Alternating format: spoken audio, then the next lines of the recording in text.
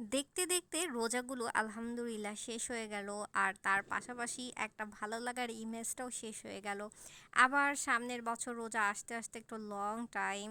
তারপর এই মুহূর্তগুলো একদমই অন্যরকম, শপিং করা, রোজা রাখা, ভোর রাতে জেগে থাকা, বাহিরে যেখানেই তাকাই সেখানেই লাইটিং সেট আপ করা, সব কিছুই যেন অন্যরকম একটা আনন্দ আনন্দ লাগা। রোজার ফুল মাসটাই আমরা একটা আনন্দের মধ্যে কাটাতে থাকি। সেই শবে বরাত থেকে শুরু হয় আমাদের আনন্দের উৎসবের দিনগুলো। কবে সেই রোজা শেষ হবে, তারপর ঈদ আসবে, আমরা আর ঈদের জন্য কোথায় যাব, শপিং করব, ইফতারিতে কি খাবো, সেহরিতে কি খাবো, সন্ধ্যার আজান কখন দিবে, ফজরের আজান কখন দিবে, এই সব কিছুর একটা ডিরেকশন, সব কিছুর একটা ইমেজ, যে একটা ভালো লাগা ফিল হয়, এটা কিন্তু আমরা সারা বছরে এতটা আমরা ইমেজে থাকি না।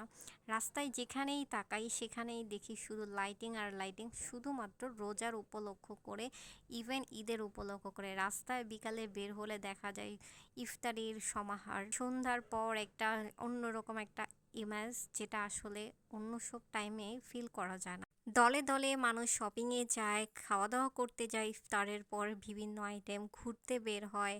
রাস্তায় প্রচুর রাশ থাকে, যেইটা আদার্স টাইমে আমরা দেখতে পারি না, এত বেশি রাশ। ঈদ উপলক্ষে, রোজা উপলক্ষে মানুষ কতই না করে থাকে। আর এই সুন্দর মুহূর্তগুলো কতটা না সুন্দর, যা আমরা বছরে একবারই ফিরে পাই। কত সুন্দর একটা মুহূর্ত। শপিং মানুষ সারা বছরই করে, কিন্তু ঈদের শপিং করা দেখতেও অনেক ভালো লাগে, নিজেরা করতেও ভালো লাগে, এবং রাস্তায় বের হলে যে দেখা যায় দলে দলে মানুষ শপিং করছে। আর তার যাতে সবচাইতে ভালো লাগে, একদম প্রথম রোজা থেকে লাইটিং শুরু হয়, সব কিছুই একদম অন্যরকম একটা ফিল করা। এর সব কিছু ফিল নিয়ে আজকে একটা আপনাদের সাথে ভিডিও শেয়ার করছি। আজকে আমরা কোনো শপিং করি নাই, জাস্ট জায়গায় জায়গায় ঘুরবো আর খাওয়া দাওয়া করব। রোজায় অনেক দিন বার হয়েছি, বাট রাস্তায় এত রাশ ছিল, শপিং মলে এত রাশ ছিল, ভিডিও ক্লিপস নেওয়ার মতো মুডই ছিল না। বাট একদিন ইচ্ছা হয়েছিল যে আমরা কোনো কাজ করব, যেহেতু রোজা শেষের দিকে। সো রাস্তায় ঘুরবো, ঘোরাঘুরি করব, আর হচ্ছে খাবার দাবার খাবো। তো রাস্তায় সুন্দর সুন্দর লাইটিং দেখবো, তো যেই কথা সেই কাজ। তো আমরা হচ্ছে চলে গেলাম, যেহেতু রোজা শেষ হয়ে যাচ্ছে। তো বের হয়ে গেলাম, অলরেডি আমার পেট অনেক বেশি ভরা ছিল, বাট তারপরও কি করার, আমরা অনেক কিছু টেস্ট করেছি, বাট আজকে স্পেশাল যে টেস্টটা ছিল সেটাই আপনাদের সাথে শেয়ার করব। এটা একদমই নতুন হয়েছে নারায়ণগঞ্জ চাষারায় শহীদ মিনারের পাশে এই ডালিম ফুড কার্টটা একদমই নতুন, দ্যাটস ওয়াই আমরা এটা টেস্ট করলাম। এটার লোকেশনটা হচ্ছে চাষারা বালুর মাঠ, একদমই শহীদ মিনারের পাশে, পাকিস্তানি ডালিম লেখা। এটা একদমই রিসেন্ট উঠেছে, রোজার আগ দিয়েই মনে হয়, মানে রিসেন্ট উঠেছে, যেহেতু রোজার আগেও আমরা চাষারে গিয়েছি দেখি নাই। তো তাই টেস্ট করলাম। তো আপনাদের ভাইয়াও বললো চলো টেস্ট করি। সো আমরা এইরকম একটা হালিম রাসেল পার্কে খেয়েছিলাম, দুইটাই টেস্ট ভালো লেগেছে। বাট প্রাইসটা, এটার প্রাইস একটু বেশি লেগেছে আর ওইটার প্রাইস একটু কম ছিল। এটা হাফ প্লেট ছিল 60 টাকা, আর ফুল প্লেট ছিল 120 টাকার। এটার হাফ প্লেট ছিল হচ্ছে 80 টাকা, আর ফুল প্লেট হচ্ছে 150 টাকা। তো কোয়ান্টিটি মোটামুটি ছিল, 150 টাকা কোয়ান্টিটি আরও বেটার হওয়ার কথা ছিল, হাফ প্লেটের কোয়ান্টিটি মোটামুটি ছিল।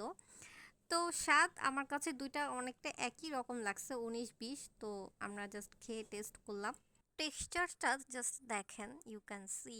তো এরকম হালিম আসলে অনেকেই পছন্দ করে, আমরা অনেক টাইপের হালিম খাই, বাট এই টাইপের হালিমটা খুবই রেয়ার, বাট এখন অনেক সময় অনেক জায়গায় দেখা যাচ্ছে। তো কেউ যদি এই প্যাটার্নটার, এটা হচ্ছে পাকিস্তানি প্যাটার্নটা, মেবি দোকানের ফুড কোর্টের উপরে লেখা, তো ওইভাবেই এই আহ, হালিমটা টেস্ট করতে পারেন।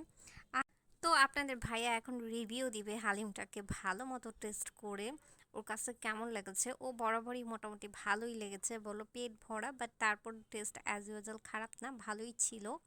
তো এটাতে আসলে গোস্তের পরিমাণটা একটু বেশি থাকে, এটা যেহেতু হচ্ছে মানে পুরোটা হালিমের সাথে মিক্সচার করা থাকে গোস্তের যে পরিমাণটা।